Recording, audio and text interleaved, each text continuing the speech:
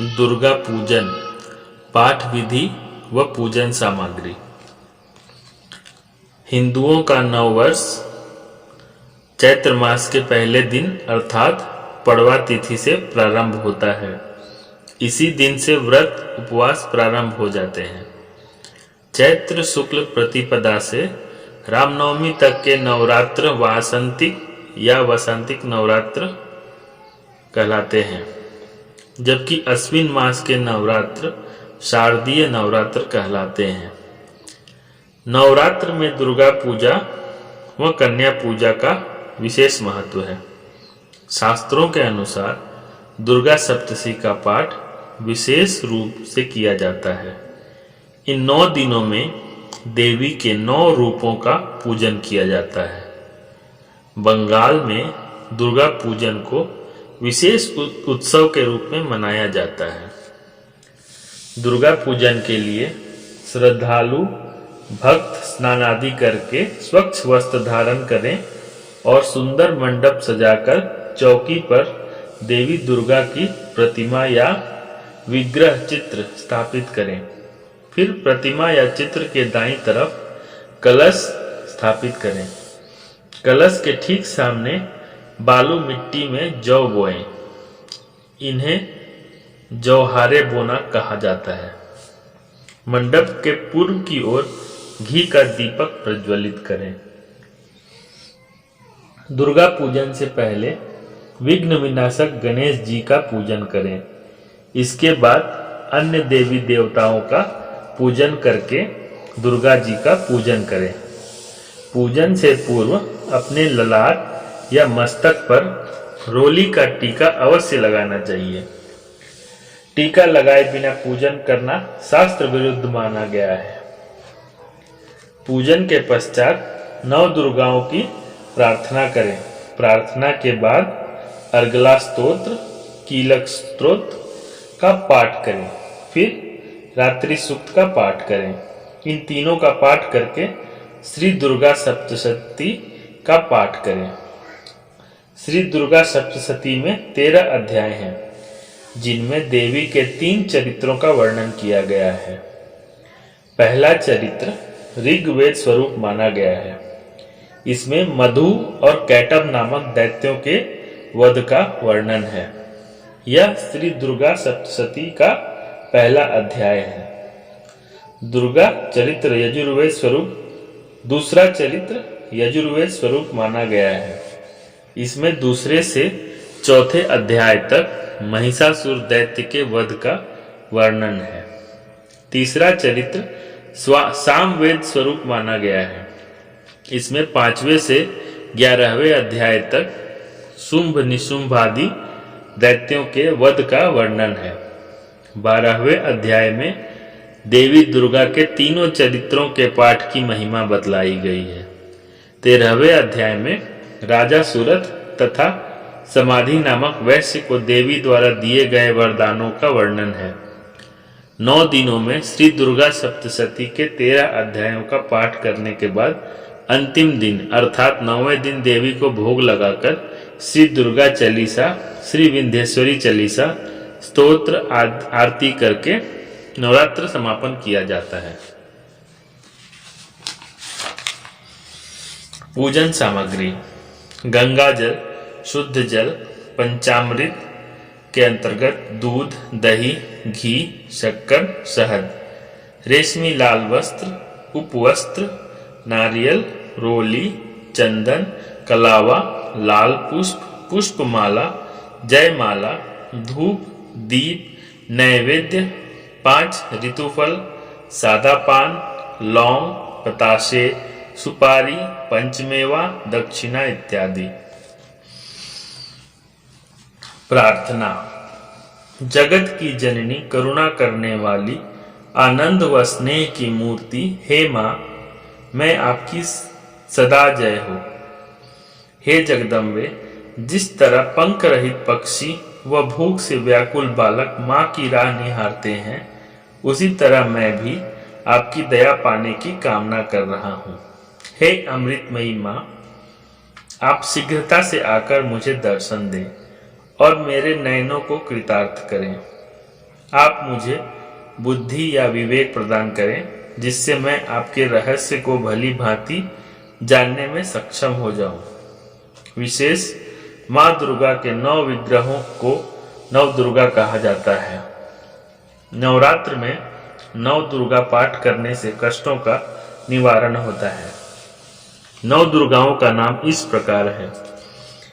प्रथम शैलपुत्री, द्वितीय ब्रह्मचारिणी, तृतीय चंद्रघंटेति, कुष्मांडेति चतुर्थकम, पंचमम स्कंदमातेति, षष्ठम कात्यायनी तथा सप्तम कालरात्रिति महागौरीति चाष्टमम, नवमम सिद्धिदात्री च नवदुर्गा प्रतिकीर्ता उक्तायोक्तानि नमामि ब्रह्मण्यो महात्मना।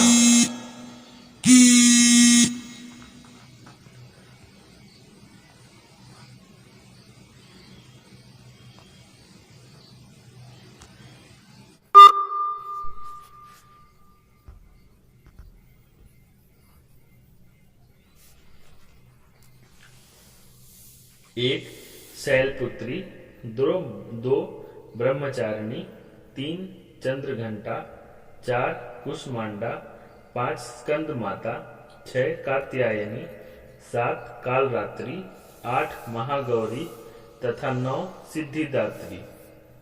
नवरात्र में उक्त 9 दुर्गाओं की आराधना करने से सभी प्रकार से कल्याण होता है। पहला दिन माता शैलपुत्री का ध्यान करें।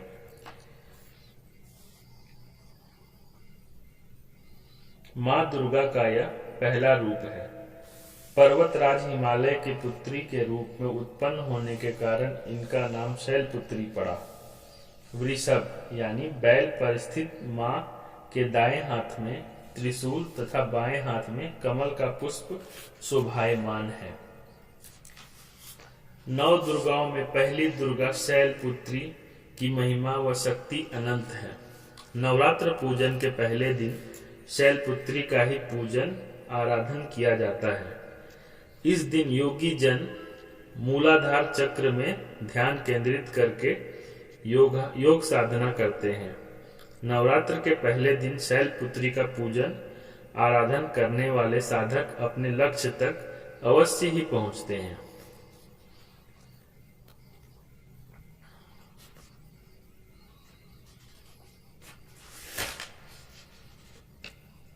पाठ प्रारंभ।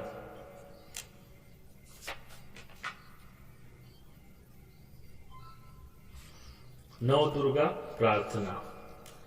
जय जयकार करो माता की, आओ शरण भवानी की, एक बार सब प्रेम से बोलो, जय दुर्गे महारानी की। पहली देवी शैलपुत्री हैं, किए बैल पर सवारी, अर्धचंद्र माथे पर सोहे, सुंदर रूप मनोहारी। लिए कमंडल फूल कमल और रुद्राक्षों की माला, हुई दूसरी ब्रह्मचारिणी, करे जगत में उजियाला। पूर्ण चंद्रमासी शोभित है, देवी चंद्र घंटा माता, इनके सुमिरन से निर्बल भी सबल शत्रु पर जय पाता।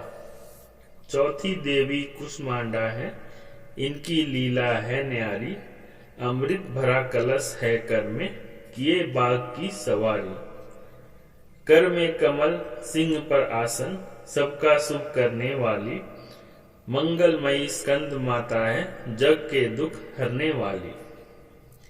मुनि कात्यायन की कन्या है, सबकी कात्यायनी माँ, दानवता की शत्रु और मानवता की सुखदायिनी माँ। सप्तम काल रात्रि है, देवी महाप्रलय ढाने वाली, प्राणी मात्र का रक्षण करती, महाकाल को खाने वाली। श्वेत बैल है वाहन जिनका, तन पर श्वेतांबर माला, यही महागौरी देवी हैं, सबकी जगदम्बा माता। शंख चक्र और गदा पद्म कर में धारण करने वाली, यही सिद्धिदात्री देवी हैं, रिद्धि सिद्धि देने वाली। जय कल्याणमयी नव दुर्गे, जय हो शक्तिदायिनी माँ, जयति जयति चंडी नव दुर्गे, जय गिरिजा महारानी मां। चंडी कवच विनियोग। इस श्री चंडी कवच के ऋषि ब्रह्मा, छंद अनुष्टुप, देवता चामुंडा, बीज मातृतत्व, दिगंबर देवता हैं। श्री जगदम्बा की प्राप्ति के लिए सप्तशती के पाठांगभूत जप में इसका विनियोग कहा गया है। कवचारंभ। चंडिका देवी को नमस्कार कर मार्कंडेय मुनि प्रजापिता ब्रह्मा जी से बोले कि हे पितामह, इस सृष्टि में अति गुप्त मनुष्यों का सब प्रकार से तथा आपके द्वारा अब तक किसी के भी सामने उजागर नहीं किया गया हो, ऐसा कोई उपाय यदि हो तो आप मुझे बतलाने की कृपा करें।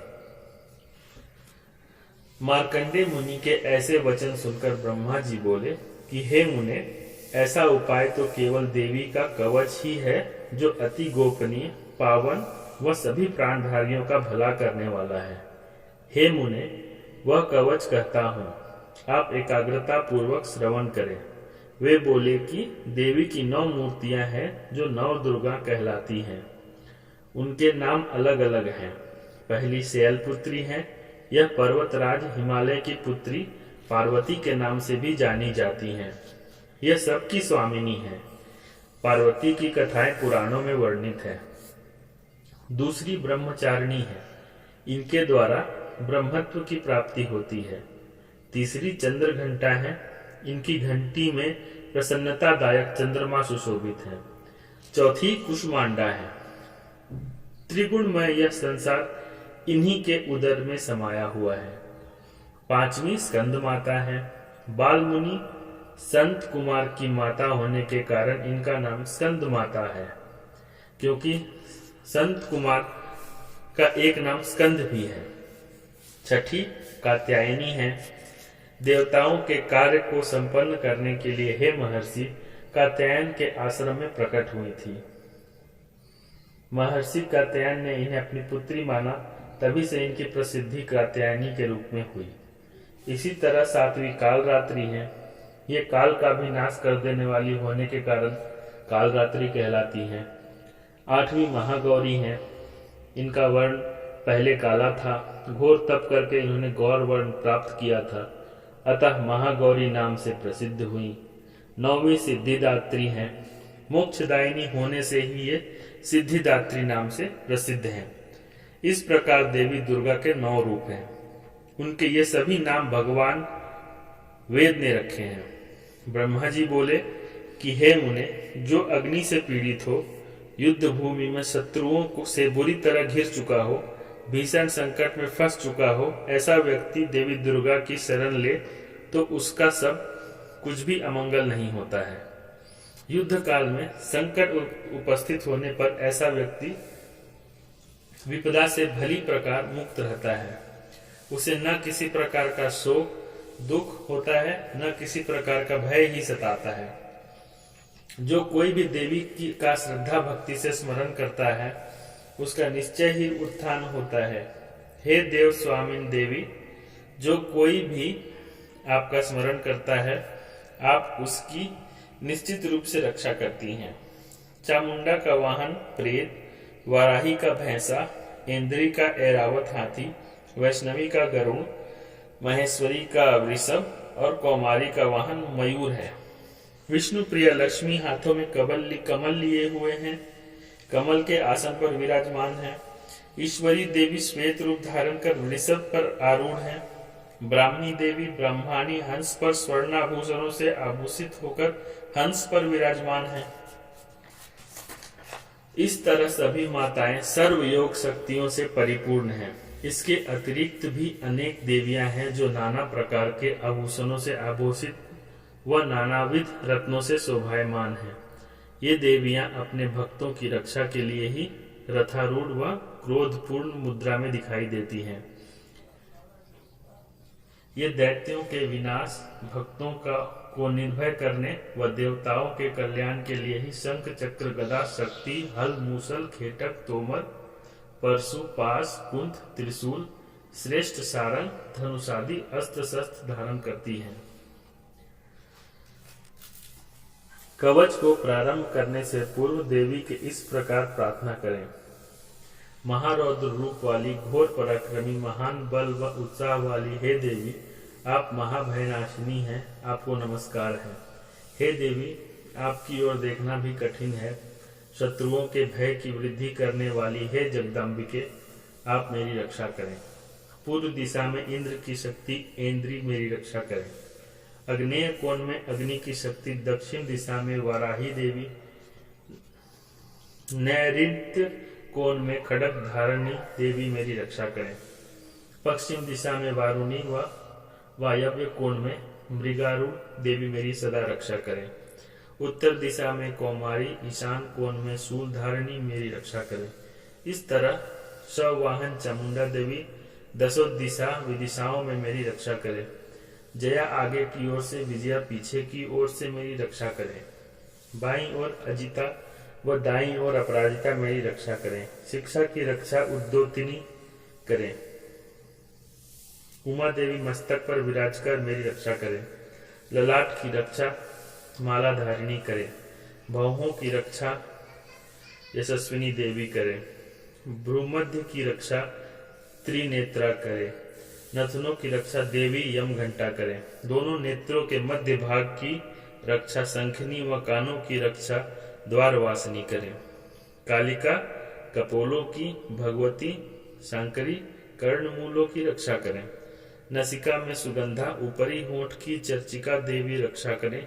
निचले होठ की अमृत कला व जिह्वा की रक्षा सरस्वती देवी करे। दांतों की रक्षा कौमारी व कंठ की रक्षा चंडिका देवी करें। गले की घंटी की रक्षा चंद्र घंटा, तालू की रक्षा महामाया करें। कामाक्षी ठोड़ी की सर्वमंगला मेरी वाणी की रक्षा करें। ग्रीवा भाग की भद्रकाली व मेरुदंड की धनुर्धरी देवी रक्षा करें। कंठ के बाहरी भाग की नीलग्रीवा, कंठ नली में नलकुबरी देवी रक्षा करें। दोनों कंधों की खड्गनी देवी, दोनों भुजाओं की वृद्धधारिणी देवी रक्षा करें। हाथों की दंतनी देवी, उंगलियों की अंबिका देवी रक्षा करें। आंखों की शूलेश्वरी,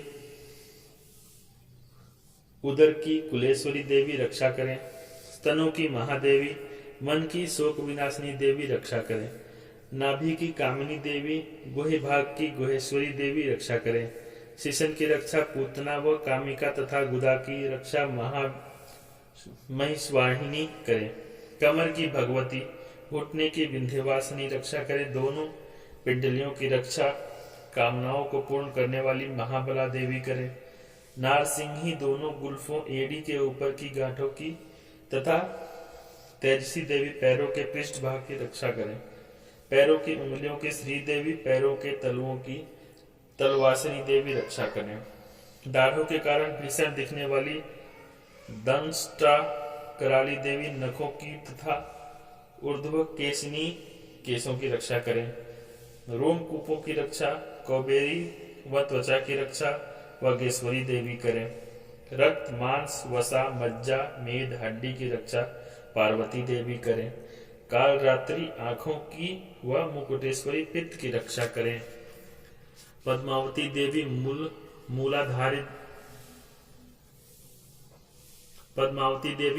मूलाधार आदि केशों में स्थित होकर रक्षा करें तथा चूड़ामणि देवी कफ में स्थित होकर रक्षा करें। ज्वालामुखी नख की रक्षा करें तथा अभेद्या देवी शरीर के जोड़ों में स्थित होकर रक्षा करें। हे ब्रह्माणी, आप मेरे वीर की रक्षा करें। छत्रेश्वरी छाया की धर्मधारिणी देवी मन, बुद्धि, अहंकार की रक्षा करें।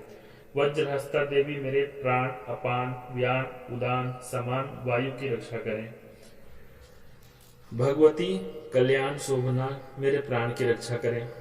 रूप, रस, गंध, शब्द, स्पर्श आदि विषयों के अनुभूति काल में योगिनी देवी तथा सत्व, रज, तम गुणों की रक्षा सदैव नारायणी देवी करें।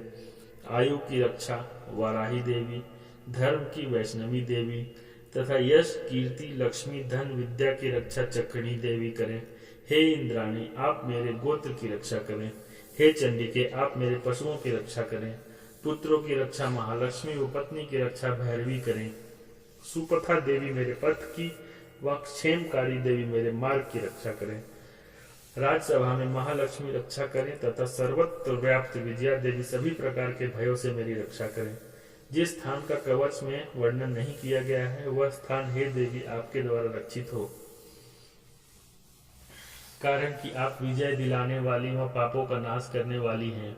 यदि मनुष्य अपने शरीर का कल्याण चाहे तो उन्हें बिना कवच के एक कदम भी नहीं धरना चाहिए।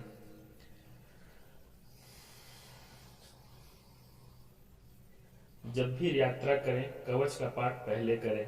कवच द्वारा रक्षित मनुष्य जहाँ जहाँ भी जाते हैं उन्हें वहाँ वहाँ धन का लाभ होता है, कामनाओं की सिद्धि होती है, विजय मिलती है। ऐसे लोग जिस भी किसी वस्तु का विचार करते हैं वह वस्तु उन्हें निश्चय ही प्राप्त होती है। वे इस धरती पर अतुलनीय ऐश्वर्य को भोगते हैं। कवच द्वारा रक्षित मनुष्यों को किसी भी प्रकार का भय नहीं रहता। युद्ध में कभी पराजय नहीं होती। तीनों लोकों में वे पूजनीय होते हैं। देवी का यह कवच देव दुर्लभ है। जो कोई नित्य नियम पूर्वक तीनों संध्या काल में इसका पाठ करते हैं उन्हें देवी की कृपा प्राप्त होती है। तीनों लोकों में कि कभी परास्त नहीं होते। जल, अग्नि, बिजली, सर्पादि के कारण असमय में ही मृत्यु नहीं होती तथा वे दीर्घायु भोगते हैं। मकड़ी से उत्पन्न त्वचा रोग, चेचक, कोढ़ आदि व्याधियों का निवारण होता है। स्थावर, कनेर, भांग, अफीम, धतूरे का विष, जंगल, बिच्छू आदि के काटने से चढ़ा विष, कृत्रिम सर्प के झाग व तेल से बना विष आदि का कोई प्रभाव उन पर नहीं होता। सृष्टि में होने वाले मारण, मोहनादि जैसे अभिचार प्रयोग वे ऐसे ही मंत्र यंत्र इस कवच को धारण करने वाले के दर्शन मात्र से ही नष्ट हो जाते हैं।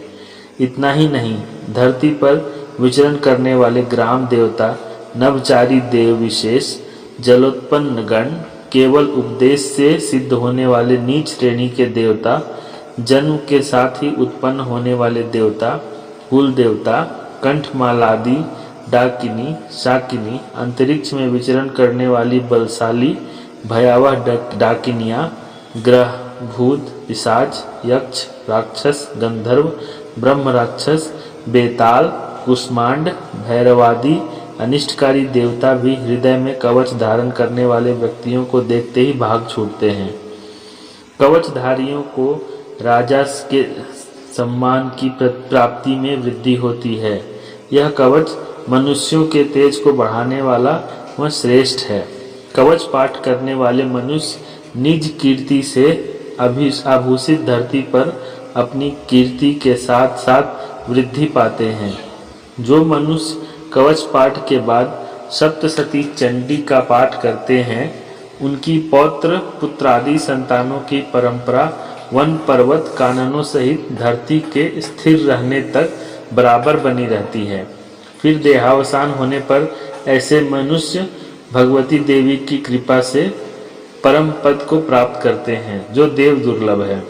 वे दिव्य देह धारण कर भगवान शिव के संग आनंद भोगते हैं। अर्गला स्तोत्र विनियोग।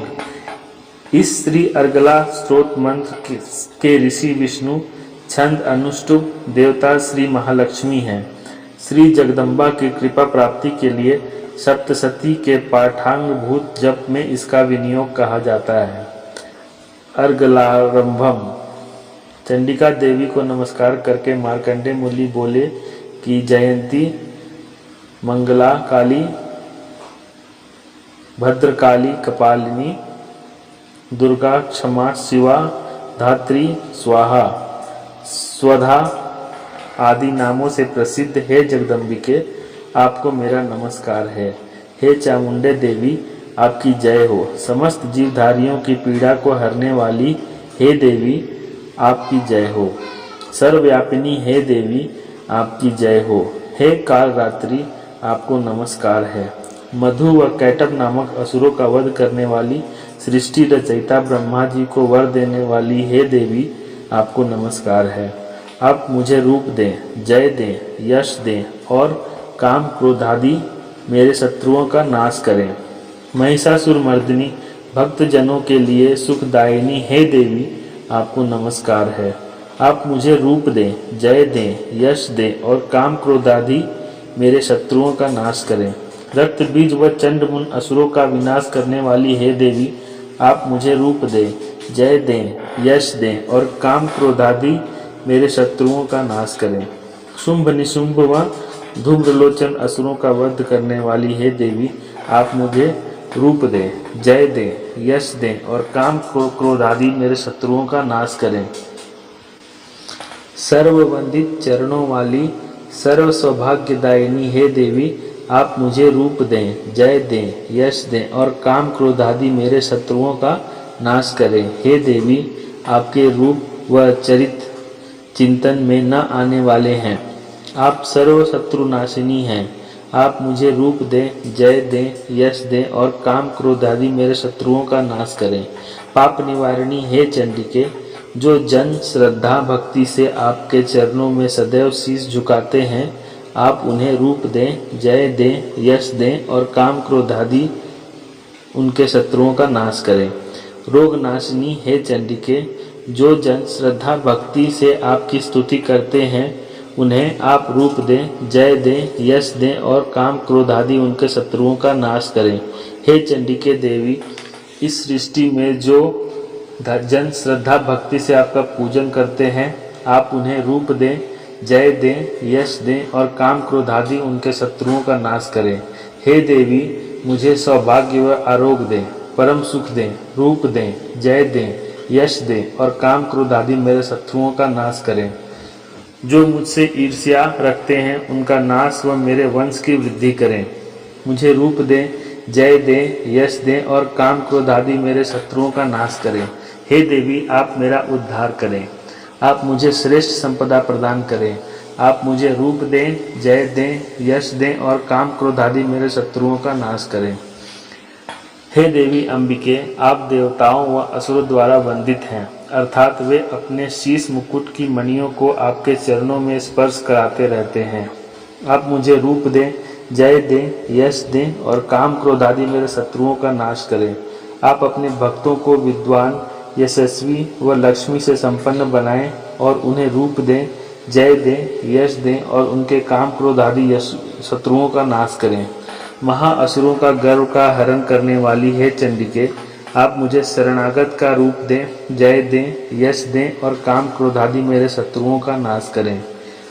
ब्रह्मा द्वारा रचित प्रशंसित चतुर्भुजी हे परमेश्वरी आप मुझे रूप दें, जय दें, यश दें और काम क्रोधादि मेरे शत्रुओं का नाश करें। हे अंबिका देवी भगवान विष्णु नित्य व सतत भक्ति भाव से आपकी स्तुति करते रहते हैं। आप रूप दें, यश दें और काम क्रोधादि मेरे शत्रुओं का नाश करें। हिमाचल पुत्री पार्वती के स्वामी पति शिव द्वारा प्रशंसित हे परमेश्वरी आप रूप दें, जय दें, यश दें और काम क्रोधादि शत्रुओं का नाश करें। सच्ची के पति इंद्र द्वारा सद्भावना पूर्वक पूजी जाने वाली हे देवी आप रूप दें, जय दें, यश दें और काम क्रोधादि शत्रुओं का नाश करें। पुष्ट भुज दंडों वाले असुरों का गर्व हरण करने वाली हे देवी आप रूप दें, जय दें, यश दें और काम क्रोधादि शत्रुओं का नाश करें। हे अंबिके देवी आप अपने भक्तों को सदैव अनंत आनंद सुख प्रदान कराती हैं। मुझे रूप दे, जय दे, यश दे और काम क्रोधादि मेरे शत्रुओं का नाश करें। हे देवी आप मुझे मेरे मन के अनुकूल आचरण करने वाली मनोहारिणी पत्नी दें जो इस दुर्गम भवसागर से तारने वाली व श्रेष्ठ कुल में जन्मी हो। जो मनुष्य इस अर्गला स्त्रोत का पाठ करके सप्तशती रूपी महास्त्रोत का पाठ करते हैं वे सप्तशती की जप संख्या से प्राप्त होने वाले श्रेष्ठ फल को पाते हैं, साथ ही वे विपुल संपदा भी पा लेते हैं। विनियोग। इस श्री कीलक मंत्र के ऋषि शिव छंद अनुष्टुप देवता श्री महासरस्वती हैं। श्री जगदम्बा की कृपा प्राप्ति के लिए सप्तशती के पाठांगभूत जप का इसका विनियोग कहा जाता है। कील का आरंभ। चंडिका देवी को नमस्कार करके मुनि मार्कंडेय बोले कि उन भगवान शिव को नमस्कार है जिनका शरीर पावन, ज्ञान, नेत्र तीनों वेद हैं तथा जो कल्याण करने वाले वह शीश पर अर्धचंद्र का मुकुट धारण किया करते हैं, उस सप्तसती स्रोत को पूर्ण रूपेण जान लेना चाहिए जो मंत्रों के कीलक को दूर करने वाला है। यद्यपि सप्तसती स्रोत का पाठ करने वालों का कल्याण होता है, लेकिन जो सप्तसती पाठ के अतिरिक्त अन्य मंत्रों का भी सतत जप करते रहते हैं उनका भी अवश्य ही कल्याण होता है। ऐसे व्यक्तियों को उच्चाटनादि कर्म सिद्ध होने के अतिरिक्त उनको सभी दुर्लभ वस्तुएं भी प्राप्त होती हैं। यदि अन्य मंत्रों का जाप न करके मात्र सप्तसती स्रोत पाठ से ही देवी की स्तुति की जाए तब भी पर ब्रह्म स्वरूपिणी देवी की सिद्धि होती है। ऐसे व्यक्तियों को कार्य सिद्धि के निमित्त मंत्रोषधि व किसी भी अन्य साधनों की आवश्यकता नहीं होती।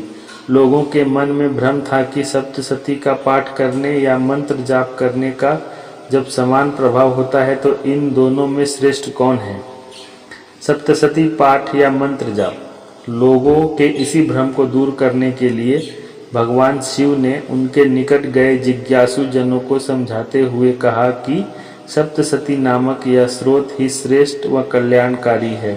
इसके पश्चात उन्होंने इस स्रोत को गुप्त कर दिया। सप्तसती का पाठ करने से अक्षय पुण्य की प्राप्ति होती है, लेकिन सप्तसती से भिन्न अन्य किसी भी मंत्र का जाप नष्ट भी हो जाता है। इसलिए भगवान शिव द्वारा निर्णीत सप्तसती पाठ अन्य मंत्र जप की अपेक्षा श्रेष्ठ है। इसे ही यथार्थ जानना चाहिए। अन्य मंत्र जप करने वाले लोग यदि सप्तसती का अनुष्ठान करें तो उनका निश्चय ही कल्याण होता है। इसमें किसी प्रकार का संशय नहीं करना चाहिए। जो साधक जन कृष्ण पक्ष की चतुर्दशी या अमावस तिथि को एकाग्रता पूर्वक अपना सर्वस्व देवी के चरणों में अर्पण कर उसे प्रसाद मानकर ग्रहण करते हैं, उन पर देवी की कृपा दृष्टि रहती है। ऐसा न करने वाले देवी की कृपा दृष्टि का लाभ प्राप्त नहीं कर पाते। विशेष चतुर्दशी या अमावस तिथि को अपना सर्वस्व देवी को समर्पण कर नैवेद्य रूप में ग्रहण करना दान प्रतिग्रहण करण कहलाता है। यह सप्तसती के उत्कीलन या शापोद्धार की विशेष विधि है। इस प्रकार भगवान शिव ने सप्तसती स्रोत को कीलित किया हुआ है, लेकिन जो साधक जन वर्णित विधि से उत्कीलन करके सप्तसती स्रोत का नित्य उच्चारण पूर्वक पाठ करते हैं वे देवी के पार्षद बनते हैं, वही गंधर्व भी कहलाते हैं। ऐसे लोगों को संसार में किसी भी प्रकार का भय नहीं व्यापता। भले ही वे कहीं भी विचरण करें, उनकी कभी अकाल मृत्यु नहीं होती। मरणोपरांत उन्हें मोक्ष की प्राप्ति होती है। इसलिए सप्तसती का पाठ उत्कीलन करके नित्य करना चाहिए। जो ऐसा नहीं करते वे विनाश को प्राप्त होते हैं। अतः उत्कीलन का ज्ञान प्राप्त कर लेने से स्रोत पाठ में निर्दोषता आ जाती है। यही कारण है कि विद्वान लोग ऐसे स्रोत पाठ कीलन दोष को दूर करके ही करते हैं। स्त्रियों में जो सौभाग्य दिखलाई पड़ता है वह देवी की कृपा का ही प्रतिफल है। इसलिए इस कल्याणकारी सप्तसती स्रोत का नित्य ही पाठ करना चाहिए। इस सप्तसती स्रोत का पाठ मंद स्वर में पाठ करने से फल प्राप्ति अल्प होती है, जबकि ऊंचे स्वर में पाठ करने से पूर्ण फल की प्राप्ति होती है। अतः सप्तसती पाठ उच्च स्वर में ही करना चाहिए। जिन देवी की कृपा से ऐश्वर्य, सौभाग्य, स्वास्थ्य, संपदा की प्राप्ति व शत्रु का विनाश होता है तथा मोक्ष की प्राप्ति होती है, उन कल्याणकारी देवी की स्तुति मनुष्य को अवश्य ही करनी चाहिए। विशेष यहाँ उत्कीलन के बिना सप्तसती पाठ करने से विनाश होने की बात कही गई है, लेकिन इसका आशय यही है कि साधक जन कीलन और उत्कीलन का ज्ञान प्राप्त कर सकें कि कीलन क्या है और उत्कीलन क्या है। अन्यथा तो किसी भी देवी या देवता के स्मरण जाप से कल्याण ही होता है। विधान विशेष कीलन के बाद वह सप्तसती पाठ के प्रारंभ में रात्रि सूक्त व अंत में देवी सूक्त का पाठ करने का विधान है। मारीच कल्प में कहा गया है कि रात्रि सूक्त के पश्चात विनियोग, न्यास, नरवाण मंत्र जप कर सप्तसती पाठ करना चाहिए। पाठ के पश्चात पुनः नरवाण मंत्र जपकर देवी सूक्त व तीनों रहस्यों का पाठ करना चाहिए। कुछ विद्वानों के मत से नरवाण मंत्र जप के पश्चात रात्रि सूक्त का पाठ तथा पाठ के अंत में देवी सूक्त के पश्चात नरवाण मंत्र का जप करना चाहिए, लेकिन यह मत उचित प्रतीत नहीं होता। चिदंबर संहिता में कहा गया है कि दुर्गा सप्तशती पाठ नरवाण मंत्र के संपुटन से किया जाना चाहिए। डामर तंत्र में कहा गया है कि दुर्गा सप्तशती पाठ नरवाण मंत्र के 100 संपुटन से किया जाना चाहिए, लेकिन सप्तशती पाठ के आरंभ व अंत में रात्रि सूक्त व देवी सूक्त का पाठ उससे पूर्व व पश्चात नरवाण जाप किया जाए तो संपुटन कहाँ रहा। कारण कि जिसके द्वारा संपुटन हो उसके मध्य में कोई भी अन्य मंत्र नहीं होना चाहिए। यदि मध्य में रात्रि सूक्त व देवी सूक्त रहेंगे तो ऐसा पाठ उन्हीं के द्वारा संपुटित कहलाएगा। ऐसी स्थिति में डामर तंत्र का मत कहाँ टिक पाएगा। इसलिए पहले रात्रि सूक्त फिर नरवाण मंत्र जप तत्पश्चात न्यास पूर्वक सप्तशती पाठ, नरवाण जप, फिर देवी सूक्त व तीनों रहस्यों का पाठ करना चाहिए। रात्रि सूक्त वैदिक व तांत्रिक 2 प्रकार के हैं। वैदिक रात्रि सूक्त ऋग्वेद की 8 ऋचाएं हैं तथा तांत्रिक रात्रि सूक्त दुर्गा सप्तशती के पहले ही अध्याय में है। यहाँ दोनों ही दिए गए हैं। रात्रि देवता के प्रतिपादक का सूक्त रात्रि सूक्त कहलाता है। रात्रि देवी के 2 रूप हैं, जीव रात्रि व ईश्वर रात्रि। जीव रात्रि वह है जिसमें संसार के सामान्य जीवों का दैनिक व्यवहार लुप्त रहता है। ईश्वर रात्रि वह है जिसमें ईश्वर के जगत रूप का व्यवहार लुप्त रहता है। इसी ईश्वर रात्रि को काल रात्रि अथवा महाप्रलय रात्रि कहा जाता है। महाप्रलय रात्रि में ईश्वर व माया ही शेष रहते हैं। माया को ही अव्यक्त प्रकृति कहा जाता है, जिसकी अधिष्ठात्री देवी भुवनेश्वरी है। रात्रि सूक्त द्वारा भुवनेश्वरी देवी की ही स्तुति की जाती है। कीलक स्तोत्र संपूर्ण। रात्रि सूक्त वेदोक्त विनियोग। रात्रि आदि 8 ऋचाओं वाले इस सूक्त के ऋषि कुशिक, सौरभ, रात्रि या भारद्वाज हैं। देवता रात्रि हैं। छंद्र गायत्री है। देवी महात्म्य पाठ में इसका विनियोग कहा गया है। सूक्तारंभ। महत्तत्व रूपिणी परिव्याप्त इंद्रियों द्वारा सर्व देशों सर्व पदार्थों की प्रकाशिका रात्रि रूपिणी देवी स्वयं द्वारा रचित जगत जीवों के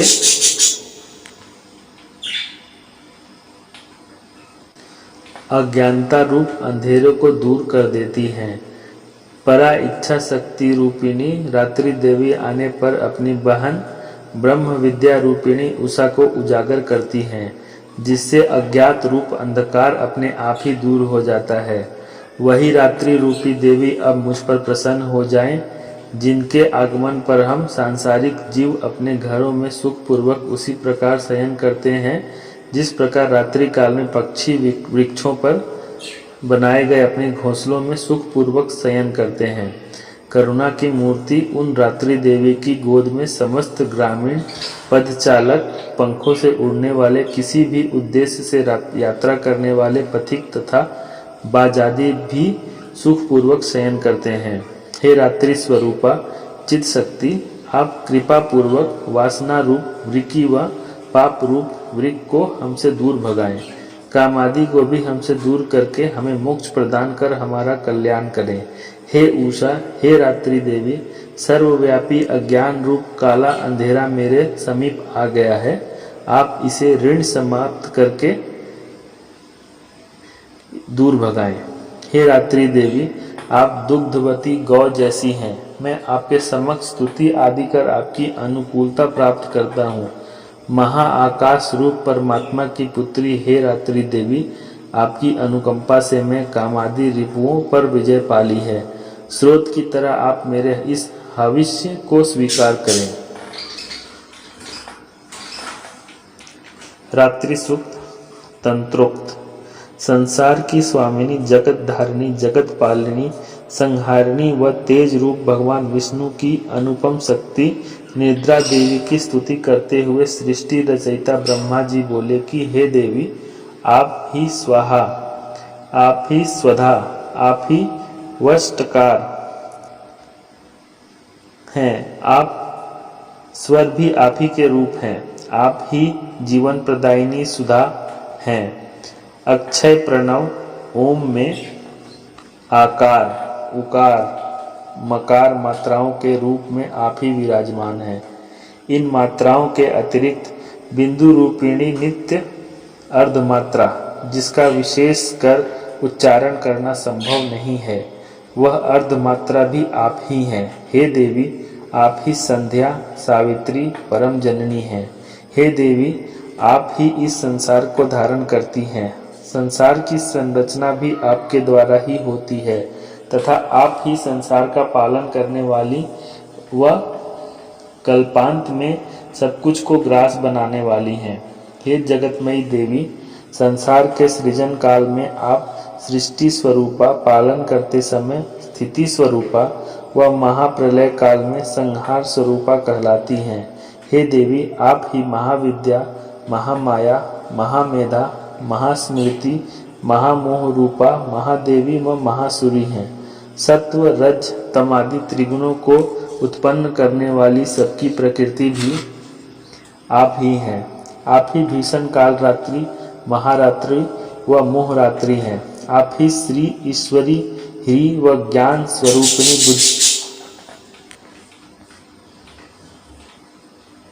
हे देवी, आप ही लज्जा, पुष्टि, तुष्टि, शांति व क्षमा हैं। आप खड्ग धारण करने वाली, शूल चक्र धारण करने वाली घोर रूपा हैं, तो आप शंख चक्र गदा धनुष भी धारण करती हैं। बाण, भुसुंडी व परिध के आपके अस्त्र हैं। आप सौम्य एवं सौम्यतर हैं। हे देवी, आप परमेश्वरी हैं। सत्यासत्य जो कुछ भी है, आप सबकी शक्ति आप ही हैं। ऐसी स्थिति में भला क्या आपकी स्तुति करना संभव है? और फिर सृष्टिकर्ता, पालनकर्ता, संहारकर्ता भगवान को भी जब आपने निद्रा के वशीभूत कर दिया, तब आपकी स्तुति करने में भला कौन सक्षम हो सकता है? मुझे, शिव को, विष्णु को देह धारण कराने वाली भी आप ही हैं, इसलिए ऐसा कौन सक्षम है जो आपकी स्तुति कर सके? हे देवी, आपके उदार प्रभाव प्रशंसनीय है। आप महाअसुर मधु व कैटव को मोहग्रस्त कर दें तथा जगतपति भगवान विष्णु को तत्काल जगा दें और इनमें वह बुद्धि जागृत कर दे जिससे ये इन असुरों का शीघ्र वध कर डालें। श्री देव थर्वशीर्ष वेद 4 हैं, अर्थात ऋग्वेद, यजुर्वेद, सामवेद और अथर्ववेद। वेद श्रृंखला में अथर्ववेद चौथा वेद है। इसी चौथे वेद में देवी की महिमा का विशेष रूप से वर्णन किया गया है। इस श्री देव्य थर्वशीष का पाठ करने से देवी की कृपा शीघ्र होती है, इसलिए सप्तशती पाठ से पूर्व श्री देव थर्वशीष का पाठ करने से साधकों को विशेष लाभ मिलता है। इसमें किसी प्रकार का संशय नहीं करना चाहिए। अथर्वशीर्ष अथर्ववेद के शीर्ष मार्ग है। इसकी प्रमुख संख्या 5 बताई गई है।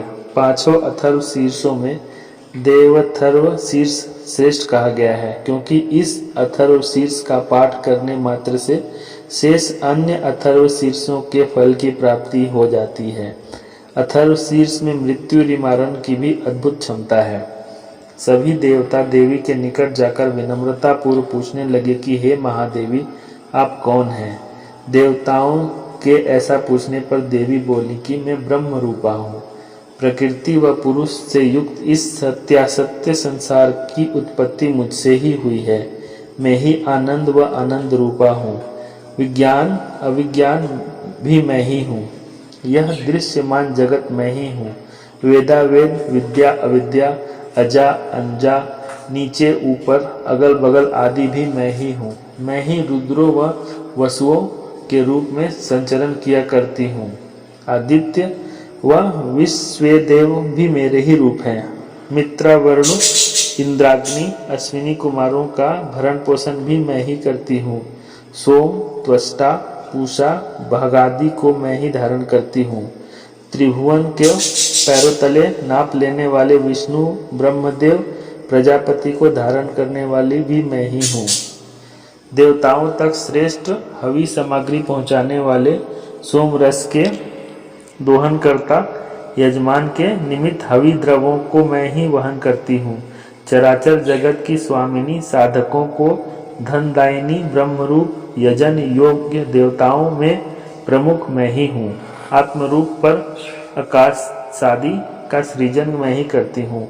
आत्मा को धारण करने वाली बुद्धि ही मेरा स्थान है।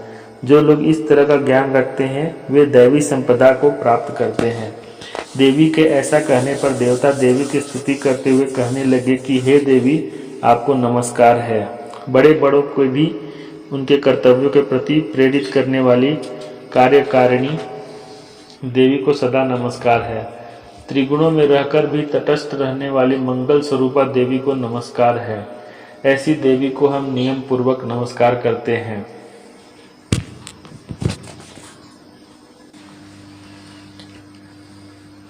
अग्नि जैसे वर्ण वाली ज्ञान ज्योति से प्रदीप्त तेजोमय कर्मफल की आकांक्षा से सेवनीय देवी दुर्गा की हम शरण ग्रहण करते हैं।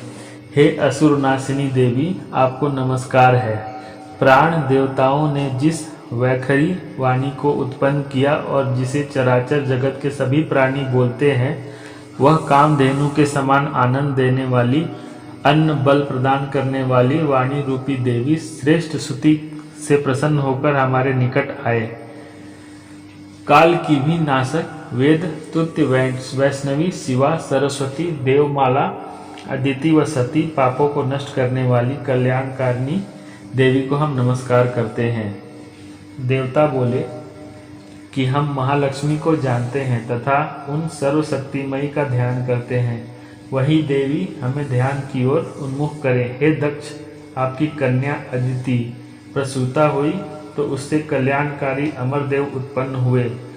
कामयोनि, कमला, वज्रपाणी इंद्र, गुहा, हर्षवर्ण, मातरिश्वा वायु, अभ्र इंद्र, पुनः गुहा, सकल वर्ण और माया, यह सब में आत्मरूप से व्याप्त जगत जननी की मूल विद्या है और वह जगत जननी ही ब्रह्म रूपिणी है।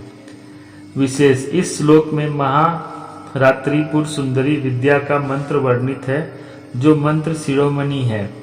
यह इस प्रकार है।